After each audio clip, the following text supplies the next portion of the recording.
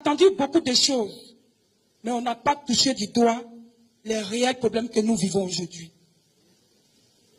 Je demande à toutes les mamans qui sont venues aujourd'hui dans la salle de se lever.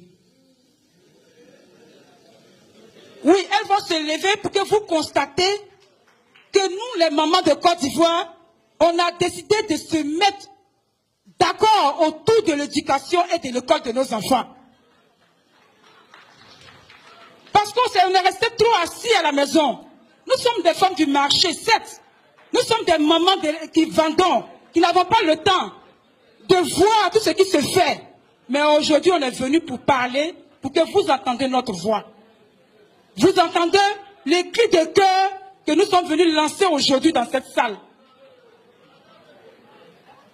Nos mamans aujourd'hui, nous avons des problèmes. Nous sommes des femmes, nous vendons des aubergines, des piments. Nous économisons pour mettre nos enfants à l'école, dans le but que ces enfants deviennent demain des cadres de ce pays, pour que nous aussi, ils puissent s'occuper de nous, nous donner à manger, nous soigner, et puis Dieu nous donne longue vie, nous enterrer demain. Mais qu'est-ce qu'on constate et que j'entends aujourd'hui, depuis que je suis assis dans la salle, je n'ai pas entendu. On chasse nos enfants dans les écoles. Un enfant de 9 ans qui va à l'école le mercredi matin, on le met dehors. Il se dirige, on ne sait où, et on se met à chercher l'enfant. Un enfant de 12 ans qui est en 6e, qui nous appelle, maman, maman, viens vite. Des gens ont des machettes, des gourdins. Ils sont en train de nous chasser dans les classes. Viens maman, sans chaussures, sans attacher la tête. On court, on va chercher nos enfants. Ayez pitié de nous. Ayez pitié de nous. Nous, on ne connaît pas vos histoires. Nous, on ne sait pas ce qui se passe. Mais ce que nous savons. Aujourd'hui, si les enfants n'ont pas d'éducation, ils ne seront rien.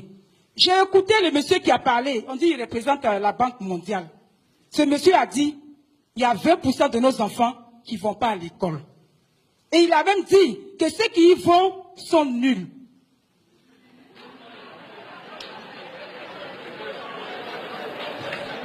C'est ça, ceux qui y vont sont nuls. C'est pour dire que c'est grave. C'est grave. C'est grave parce que ceux qui sont nuls là, pourquoi ils sont nuls? Ils sont nuls parce qu'il y a des grèves répétées. On ne les enseigne pas.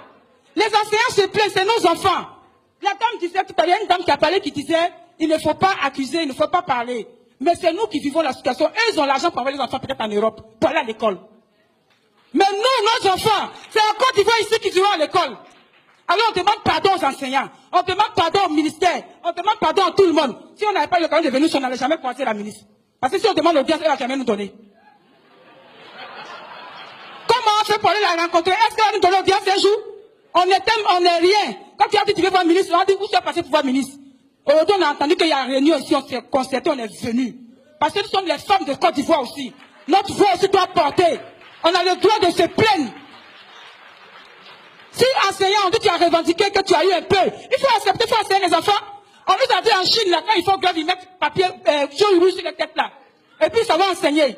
Faites la même chose. Faites la même chose. Faites la grève, mais enseignez les enfants. Vous voulez mettre nos enfants à la rue pour qu'ils deviennent quoi demain? Des microbes? Des microbes? Alors, chers parents, nous sommes venus vous interpeller. Nous sommes venus vous interpeller pour vous dire que nous, on ne va pas accepter qu'on détruise l'avenir de nos enfants. Parce que tout notre héritage, tout ce qu'on peut laisser à nos enfants, c'est la connaissance et la formation.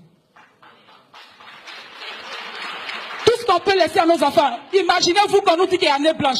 Moi, je vends à locaux. J'ai gris, l'huile chaude sur soleil. J'économise 500 par jour. Le mois fini, j'ai 10 000, je vais payer la scolarité de mon enfant. On veut me dire qu'il y a une année blanche. Vous pensez que je peux recommencer encore la même chose l'année prochaine? Je ne peux pas. C'est une souffrance pour nous. Ayez pitié de nous. C'est avec douleur et avec difficulté que nous, on se bat pour payer le corps de nos enfants. On n'a pas les mêmes problèmes. Il y a maire ici, maire là, il a l'argent. Il y a préfet, préfet a l'argent. Il y a député, député a l'argent. Mais nous, on souffre. Alors je vous en prie, impliquez-vous.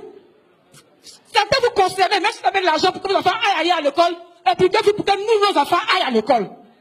C'est ce qu'on vous demande.